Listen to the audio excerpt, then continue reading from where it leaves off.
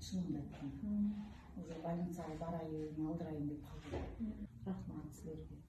Алла разы болсун. Ишиңерге Йога жакты. йога жакты. Йогага келем бир айдан кийин. Буюрса ушу йога мени тирилтти.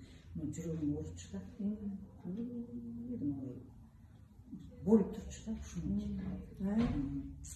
Анан адыш кылбай калдым.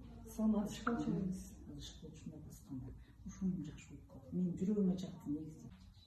Анан нерв системаңа кандай бир таасири бар да, интим гимнастиканын, йоганын. Ооба, жакшы өзүм аябай спокойный болуп калдым.